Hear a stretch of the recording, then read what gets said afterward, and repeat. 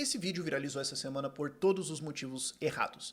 Nele, o Magnus Carlsen, melhor jogador de xadrez da história da humanidade, perde um jogo, fica puto, soca a mesa, levanta, dá um tapinha nas costas do adversário, tipo, parabéns, e vai embora. E a galera focou, tiltou, socou a mesinha, e perderam a oportunidade de aprender como seres humanos com a absoluta demonstração que foi o adversário dele que ganhou, porque ele estava praticamente perdido e teve uma gigantesca cabeça fria e calma de raciocínio e perseverança e resiliência que eu quero mostrar pra vocês. Eu quero abrir o jogo aqui, mostrar e explicar ele pra vocês. Eu não sou um excelente jogador de xadrez, mas eu sou um competente jogador de xadrez, o suficiente pra explicar pra alguém que não entende xadrez o que aconteceu aqui, pra você se inspirar como ser humano nisso e falar, caramba, cara, que puta lição de vida que é esse jogo. Mas esse vídeo não é sobre isso. Esse vídeo também não é sobre o MC Pose do Rodo, que foi preso essa semana e depois solto, com milhares de pessoas felizes que ele foi solto, e daí você reflete, por que tem milhares de pessoas ali, e por que tem milhões de pessoas, de crianças e adolescentes que estão olhando pra esses absolutas vergonhas pra humanidade como um exemplo? Quer dizer, a gente poderia estar olhando pra caras como o cara que venceu o Magnus como exemplo, e aprendendo com isso, mas não, mas tem... Hoje as crianças e adolescentes estão olhando muitas vezes para MCs, para um Zoruan da vida, o que aconteceu? Na verdade o vídeo também não é sobre isso, o vídeo é sobre como é benéfico para o Estado que as pessoas tenham como referência os MC Pose do Rodo e não o Gukesh. Só que para explicar isso eu preciso mostrar o jogo para você, até porque eu quero mostrar esse jogo para você e para você se inspirar com isso, para então explicar essas virtudes, para então explicar todo esse raciocínio e convidar você a refletir. Se as pessoas fossem assim, se as pessoas tivessem uma mentalidade assim, será que políticos teriam tanto poder assim? E dado isso, será que não está no incentivo do Estado incentivar justamente o que apodrece a nossa cabeça? Vamos lá. Eu gravei essa introdução 50 vezes, provavelmente. Talvez mais, sem brincadeira. Eu acho que agora ficou bom. Primeiro eu vou explicar o jogo pra vocês. E mesmo que você não entenda nada de xadrez, eu acho que você vai conseguir entender isso aqui bem e eu vou tentar ser sucinto. Eu sei que é muita coisa na tela, deixa eu explicar algumas coisinhas pra vocês. Primeiro, Magnus está jogando de pretas, Gukesh está jogando de brancas. Primeiro do jogo, quem é o cara que ganhou do Magnus? Gukesh Tumarajo, indiano, 19 anos de idade, campeão do mundo. Hã? Ele se tornou campeão mundial aos 18 anos de idade. E essa semana agora, ele completou 19 anos de idade. Ele conseguiu o mais alto título do xadrez aos 18 anos de idade. Você fala, mas peraí, como é que o campeão do mundo não é o melhor jogador da história? Porque, pois é, o Magnus era, e daí ele escolheu não defender o título dele. Porque ele se cansou do formato, ele falou, não quero mais jogar isso, deixa se alguém quiser jogar e tudo mais. Então tem uma certa ilegitimidade no ar, de tipo, você é campeão mundial, Gukesh. Mas só porque o Magnus não quis. E agora vocês vão jogar, pela segunda vez. Na verdade eles já jogaram uma vez, e o Gukesh perdeu. Só que tem um detalhe, esse jogo é na Noruega. O Magnus Carlsen é norueguês. O Gukesh ganhou o mais alto título do xadrez aos 18 anos de idade, e então foi pra casa do Magnus Carlsen, que seria o campeão se ele tivesse defendido o título. Talvez, ninguém sabe, vai que os dois jogam, não sei. Acho que todo mundo apostaria no Magnus, mas não sei. Ele vai na casa do cara e fala, eu peguei teu brinquedo, e agora eu tô aqui pra nós conversar. Eu e tu. Vamos. Ele tem 19 anos de idade. Aonde você estava com 19 anos de idade? Você gostaria que o seu filho tivesse essa mentalidade? Você gostaria de você ter essa mentalidade aos 19 anos de idade? Entendeu o ponto desse vídeo? Ok? E o Gukesh estava perdendo esse jogo feio. Eu sei que é muita coisa na tela aqui, mas vamos lá. Como eu falei, pretas, Magnus Carlsen, brancas, Gukesh. Aqui nós temos o relógio, o tempo restante a eles. Os dois começam com 2 horas e agora o Magnus tem um pouquinho menos que 15 minutos e o Gukesh tem 9 para fazer todos os movimentos até o fim do jogo. Se o seu relógio zerar, você perdeu o fim. E essa barra aqui indica, é uma avaliação do algoritmo que joga xadrez muito melhor do que qualquer pessoa vai jogar na história da humanidade, porque é um computador genial. Ele avalia quem que tá ganhando. E se tá mais preto, pretos estão ganhando, se tá mais branco, brancos estão ganhando. E lá na direita vocês têm um negócio que mostra o jogo inteiro. Então começa empatado, né? As duas corzinhas mais ou menos balanceadas. No meio, né, o Magnus está vencendo, né? Pretas estão dominando. E depois você vê que o jogo inverte, spoilers. Mas eles estão nessa posição em que o Gukesh está perdido. Tá 3.8 para pretas, 4.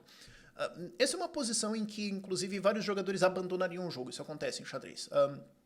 Você reconhece que a sua posição é tão absolutamente horrível que não tem o que você fazer. Você fala, Tá bom, não vou perder tempo em minha cabeça aqui, eu vou descansar e amanhã eu volto pra um jogo melhor. Não vale a pena ficar fritando a cabeça aqui por mais uma hora, sendo que eu vou perder mesmo, é até desrespeitoso com outro cara, vambora.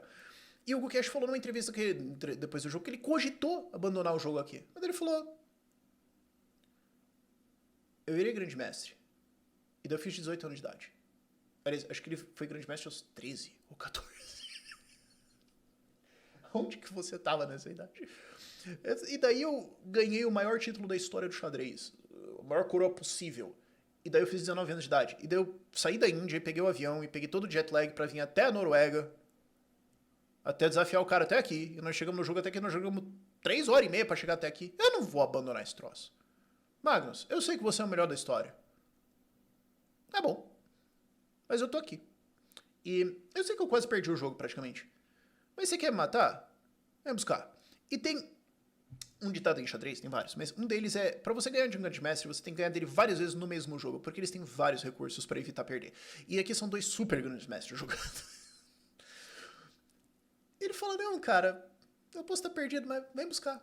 E o ponto, uma das coisas que ele pode ter considerado aqui é que, embora ele esteja perdendo por um bom tanto, não é óbvio aqui o que deveria acontecer, porque aqui, se você for ver, essas aqui são as linhas que o computador calcula que são os melhores movimentos. O primeiro melhor movimento lá em cima, ok? Aqui em cima. O segundo melhor aqui, e depois o terceiro. E depois a avaliação que ele dá. Todas são sacrifícios de peça. Esse é um dos movimentos, esse é um dos movimentos, esse é um dos movimentos. Isso é todas as possibilidades. E é complicado calcular isso. E o Magnus, calcular é o termo de xadrez para ficar imaginando o que vai acontecer. O Magnus tem 15 minutos para imaginar tudo isso, mas na verdade ele tem 15 minutos para todo o resto do jogo. Ele decidiu em 85 segundos por isso, que é o segundo melhor movimento. E esse é talvez um dos pontos que o Hugo Cash pensou. Eu posso estar perdendo.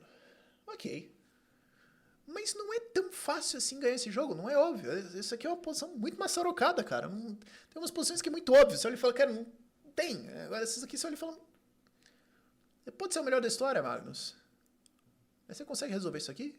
Com eu tentando te atrapalhar? Vai lá, prova aí. E o Magnus comete uma relativa imprecisão, segundo o melhor movimento. Alguns movimentos depois, ele tinha decisões a tomar aqui. E ele toma de novo outra levemente menos eficiente. Levemente menos precisa. Note, a vantagem dele antes era 3.8, 4 pontos. Agora tá 2,5. Praticamente metade da vantagem foi embora. E ao longo do jogo, eles fazem alguns momentos em que continua equilibrado. E de novo nós temos outro momento em que o Magnus tem que tomar uma decisão difícil. E essas são posições difíceis, porque você tem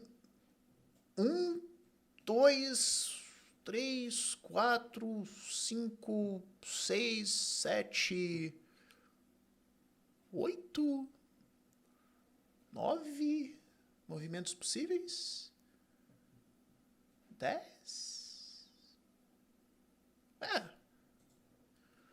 Você tem que imaginar tudo isso e quais são as consequências possíveis disso. Ele tem 3 minutos e 11 no relógio. Isso aqui não foi um jogo fácil. E esse é o ponto do Hugo Cash. É tipo, cara, você pode estar ganhando, mas você tem 3 minutos para não enterrar isso aqui. E aí? Só que o ponto é, isso também torna a coisa pior ainda. É justo esse tipo de posição que fez o Magnus ser o melhor da história. O Magnus, obviamente, todo mundo nesse nível é absolutamente excelente em níveis absolutamente inconcebíveis, mas o que diferenciou o Magnus dos outros caras e que fez ele parecer algo não exatamente humano jogando, é que ele era muito bom. Ele não é muito bom. Ele é absolutamente excelente, o melhor da história em criar esse tipo de posição e falar, e aqui eu te amasso. Mesmo que esteja empatado, mesmo que eu esteja perdendo. Eu consigo, nessas posições, com poucas coisas no tabuleiro e um monte de opções, tomar melhores decisões que você, e eu posso chegar nessa posição com você perdendo e eu ganho. E o Hugo Cash está contra o Magnus, nesse tipo de posição, perdendo. Na casa do Magnus. Com 2 minutos no relógio. E ele perdeu o primeiro jogo. E ele continua jogando. Falou, não. Vem. Vem se fome. Magnus erra. De novo, ele ainda está levemente ganhando. Mas são 3 imprecisões. Outra lição de vida. Você pode estar ganhando, mas às vezes você se folga, você tem que se atento ao detalhe, sabe? Às vezes as pessoas têm a faca e o queijo na mão e elas dão uma facada na perna e enfiam o queijo no cu, sabe? Tipo, as pessoas fazem isso. É fascinante. Eu digo porque eu já fiz várias vezes. Você provavelmente também. Ganhar é muito difícil. E é por isso que eu acho que também, um dos motivos que eu acho que o Gukesh falou, não, vamos lá. Quero ver você converter isso aqui. E ao longo dos próximos movimentos a coisa fica equilibrada. E agora o jogo tá praticamente empatado, 0,9, 1,3. Isso aqui geralmente já é praticamente uma vitória do Magnus nessa altura, mas ainda assim. Agora olha o relógio, 55 segundos contra 38. Na casa do cara, com todo mundo assistindo, você tem 38 segundos pra jogar contra ele. Mas ele tem 50. E aqui você tem uma posição difícil. Porque, de novo, o Magnus tem 47 segundos para tomar uma decisão. A torre dele tá pendurada, sendo atacada pelo cavalo. Então você pode pensar, salvar a torre para cá ou pra...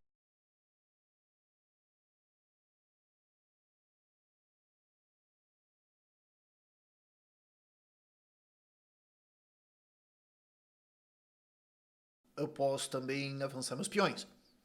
Eu posso ignorar completamente, eu posso fazer isso e... Você tem várias opções. Você tem que calcular todas as implicações delas, 3, 4, 5, 6, 8 movimentos pra frente, porque talvez você perca o jogo com isso.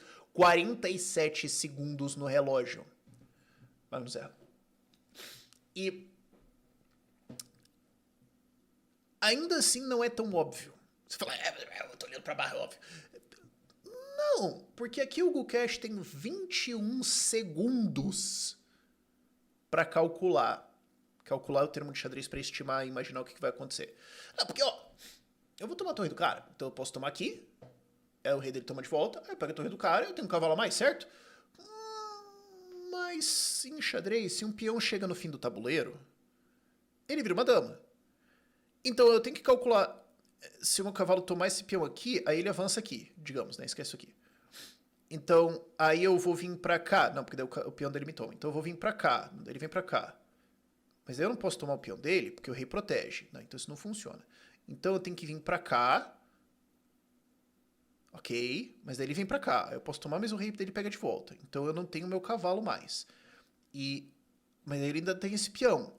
Porque isso aqui tudo morreu. Mas e se o rei dele vier pra cá? Será que eu consigo... Não, porque o meu rei tá aqui. Não, mas e se ao invés de fazer isso, o rei dele vier pra cá? Ou e se ele começar a avançar esse peão que nem um psicopata e vira uma dama? 21 segundos. Não é tão óbvio. Não é tão fácil. E na sua frente tem o absoluto melhor da história da humanidade. Na casa dele. E ele ganhou o primeiro jogo contra você. E todo mundo acha que o título que você tem, na verdade, é dele e você só tá esquentando a cadeira porque ele não quis sentar lá. E tudo isso tá na sua cabeça. E você tem 19 anos de idade. Ele acerta. Mas ainda assim não é tão óbvio. Eu perderia esse jogo como pretas? Como brancas, aliás? Possivelmente, porque você tem que calcular o caminho certo que o cavalo tem que fazer para impedir esses peões enquanto esse outro avança. Ou talvez não é para avançar esse, talvez é melhor avançar esse e daí ele toma, eu tomo esse e eu saio correndo com ele pelo outro lado. Ou talvez eu faço isso, ele faz isso aqui, eu venho... 37 segundos no relógio. Mas como é que o tempo subiu? Bom, depois que você passa no movimento 40, cada movimento que você faz, você ganha 10 segundos. Então você tem 10 segundos para pensar. Então se você mover em menos de 10 segundos, você pensou por 5 segundos, moveu, ganhou 10, seu relógio sobe 5 segundos. Ele tem 37 segundos para calcular todos os caminhos que o cavalo pode fazer, possivelmente, todas as variantes de o que um peão pode fazer, e aonde o rei pode acontecer. E o que esse peão vai fazer da vida dele, não sei. Ou talvez seja melhor eu só sair correndo com esse peão que nem um psicopata, não sei. 37 segundos. Na casa do cara, contra o melhor do mundo. Ele acerta. E aqui, inclusive, tem uma coisa que muita gente erraria. Ele só tem um movimento. O que você pode falar? Não. Toma o peão, rei toma de volta, esse peão sai correndo, ele vai lá, pega ele, isso aqui, rainha, certo? Ou, não, mas e se ele sair correndo aqui? Ele pode só sair correndo com esse, porque o rei vai sair do caminho. Eu tomo ou não tomo? 32 segundos. Ele tem que fazer a coisa contra-intuitiva. Se ele fizer isso, é empate. Ele tem que fazer uma coisa um pouco contra-intuitiva, que é fazer o Ronaldinho Gaúcho. Você olha para um lado e chuta para o outro. E quando os peões trocam e ele vai e ele dá um cheque no rei, basicamente ele tá garfando os dois peões e dizendo: faz o que você quiser, cara, não interessa. Se o meu rei tá perto, não tem como você coroar nenhum desses dois peões aqui e transformar em uma dama. Um desses dois vai sair correndo, possivelmente os dois. E eu vou ter duas damas e você perdeu. E o Magnus Carlsen abandona.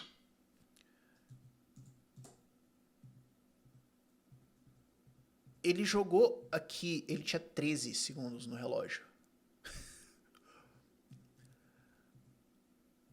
Ele teve que pegar uma posição perdida. Perdida. E enfrentar o melhor do mundo, da história, ao longo de tanto tempo, e perseverar nisso, e ter frieza, e calcular, e seguir, e vamos, e bora. Sendo que tem várias coisas que ele podia ter enterrado o jogo completamente aqui. A gente não tá falando do 15 de Piracicaba contra o PSG, a gente tá falando do campeão mundial. Aos 18 anos de idade. E ele ainda tem razoavelmente 15 anos de carreira pela frente. E a propósito, durante a edição eu lembrei disso, se de alguma forma isso te motivou a aprender xadrez, eu comecei a estudar isso, ou voltar a estudar, enfim, o meu professor, o grande mestre Luiz Supi, e a esposa dele, mestre Fide, a Júlia Boredo, estão lançando agora mais uma turma do curso deles, que eu uso, eu sou aluno, é o que eu tenho aprendido nos últimos 6 meses e não só me ajudou muito aprendendo xadrez, mas também melhorou muito pessoalmente, caráter e tudo mais. E eu vou colocar o link do curso deles aqui na descrição. Esse vídeo não era originalmente para ser vendas, nada disso. Só durante a edição eu falei, dá pra pôr aquele link também, né? Vai estar na descrição do vídeo e nos comentários pinado também. É uma mentalidade extremamente inspiradora mesmo que você não jogue xadrez. E eu jogo... Meu é 1300, eu sou um intermediário, eu tô no comecinho do intermediário, vai. Eu nunca vou chegar minimamente perto do que esses caras são. Mas ainda assim eu posso olhar pra isso e falar, isso aqui me motivou a ser uma pessoa melhor. Isso aqui me mostrou que, cara, só porque tá perdido não quer dizer que tá perdido. Só porque o outro cara é melhor supostamente, não quer dizer que ele é melhor hoje. Não quer dizer que você não pode melhorar, não quer dizer que você não pode alcançar o cara. Tem uma porrada de lições de vida aqui. Jogar xadrez me fez ser uma pessoa melhor, me ensinou várias coisas. E o meu ponto é, imagina que não fosse xadrez necessariamente, mas só que esse tipo de mentalidade fosse mais comum. Eu vou estudar, eu vou ir atrás, eu vou desafiar os caras, perdi um jogo, continua, só porque eu perdi 36 jogos não quer dizer... Não tô dizendo que ele perdeu necessariamente 36 jogos, mas imagina. E não tem desculpinha aqui, cara, abaixa a cabeça e estuda. O volume de estudo, o volume de esforço que esses caras têm que fazer... O nível de horas de concentração profunda que você tem que estudar ao longo de 15 anos da vida dele. Esse moleque deve ter começado a jogar aos 4. Ele provavelmente joga no mínimo 6 horas de xadrez há mais de 10 anos, como uma criança, depois como um adolescente. A maior parte dos seres humanos não é capaz de fazer esse nível de esforço. Você gostaria de ser assim. Talvez não em xadrez, mas você gostaria de ser assim. Você gostaria que seus filhos fossem assim. Você gostaria de ter esse nível de habilidade. Agora imagina se a sociedade inteira fosse assim. A gente não estaria melhor? Sim. Se ao invés de ficar arranjando desculpinha, de colocar a coisa nos outros, de falar, mas é que o cara é melhor, mas é que tava perdido, mas é que eu tava na casa dele, mas é que eu tava na Noruega, mas é que fuso horário, mas é que... O cara fala assim, não, vamos lá. Vem buscar. Obviamente a gente estaria melhor como humanidade. Então por que não? Por que a gente não é assim? Tem vários motivos, claro. Acho que os pais dele têm que ser estudados. Tem alguma coisa aqui. Os professores dele têm que ser estudados, mas ainda assim, E boa parte da geração atual de grandes mestres indianos, quase a totalidade deles, vem do Viswatana Anand, que era grande mestre e campeão mundial, que incidentalmente perdeu o título dele pro Magnus Carlsen, e depois ele aposentou, se bem que ele continuou jogando um pouco, mas largamente ele saiu de competição profissional e resolveu abrir uma escola e então começar a ensinar jogadores. E agora a gente tem um absoluto dilúvio de indianos jogando xadrez, basicamente por causa do Anand, que criou uma geração de centenas desses. E falou, não só eu vou ser o melhor do mundo, eu posso perder o título pro Magnus. Isso não quer dizer que acabou. Eu vou entrar na próxima fase da minha carreira, que é preparar toda uma nova geração, inclusive um dos caras que bateu nele. Não é inspirador isso? Mas por que a gente não é assim? Tem pessoas assim, isso é possível. E em condições difíceis. Sabe? Você pode falar, mas o Magnus é o grande mestre norueguês. A quantidade de jogador que tem vindo da Índia. A quantidade de gente que vem de países extremamente simples e que conquistam isso e se tornam excelentes jogadores, acaba com a desculpinha de todo mundo, sabe? Ok, obviamente, condições econômicas, seus pais, tudo isso vai influenciar. Mas o ponto é, quando alguém vai lá e faz, acabou a desculpa pra todo mundo, né? É tipo o Javier Milei. Ah, mas libertarianismo, as pessoas nunca vão entender libertarianismo, as massas nunca vão entender porque a gente é muito inteligente e as pessoas são burras e ninguém nunca vai entender isso. Não sei o que. Tá bom, o Javier Milei ganhou a presidência, então claramente alguém consegue explicar as ideias de libertarianismo para as pessoas no nível em que ele ganha a presidência. Qual é a sua desculpa? Porque é de todo mundo vai entender, acabou de acabar. Não tem mais essa não tá mais disponível. E o ponto todo que eu tô quebrando minha cabeça algumas semanas sobre como explicar é, em boa parte a gente não é assim porque não é bom para políticos, para pessoas fortes, influências na sociedade que a gente seja assim. Eu comecei a pensar nisso por causa do show da Lady Gaga. Por que é benéfico pro Estado incentivar esse tipo de coisa? Porque é benéfico pro Estado incentivar, sim, se perca no momento. Assiste esse nível de entretenimento. E não sei, ok, a Lady Gaga tem uma boa produção de show, de palco e tudo mais. Ela é uma excelente artista, ela é uma profissional muito boa no que ela faz. Mas não tem nada muito inspirador ali pra humanidade, sabe? Não tem nada ali que você olha e fala assim, por que isso? E você tem um tipo de seleção darwiniana acontecendo. Não é que os políticos necessariamente estão pensando nisso, mas é que se estados incentivarem ativamente através dos gastos deles, ou só mesmo permitirem na sociedade se criarem práticas culturais variadas que valorizam individualismo, habilidade, perseverança, resolução de problemas, independência, isso não é bom para o Estado. Isso não é bom para políticos. Não funciona muito bem assim. Aí você pode falar, não, mas Rafael, tinha uma escola soviética de xadrez muito boa. E eles produziram o quê? O Garry Kasparov. Deu no quê? Sabe? Ok. Tem vários esquerdistas, tem vários comunistas que jogam xadrez e tudo mais. Eu tô dizendo que todo mundo que joga xadrez é isso. Eu tô dizendo que existe um efeito. Existe uma influência, possivelmente estatística. Existe algo a ser discutido aqui. E o ponto maior é, se o Estado for intervir na cultura, nas nossas crenças, nos nossos valores, nos nossos morais, seja financiando shows, seja financiando um currículo escolar, seja no que for, os estados que fizerem isso valorizando nos tornar seres humanos melhores tenderão a ser estados com menos poderes porque as pessoas não vão olhar para o Estado como uma coisa necessária. E esses políticos vão ser menos poderosos, eles vão receber menos dinheiro, porque as pessoas vão olhar para eles e falar, não preciso de vocês. Eu aprendi autonomia, eu aprendi independência, eu aprendi a perseverar, eu aprendi a olhar na cara do melhor do mundo e falar, então vem então, seu porcaria aposentado, eu te chuto pro INSS reto, pra algum sindicato roubado pra aposentadoria, otário. Numa sociedade dessas, políticos vão ter muito pouca influência.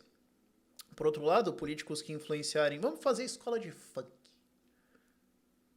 Eu fiquei decepcionado, mas não surpreso com a humanidade quando eu vi ano passado a notícia de que ia ter um projeto para fazer 2 escolas de funk em Paraisópolis. Quer dizer, uma favela de proporções gargantuanas em São Paulo.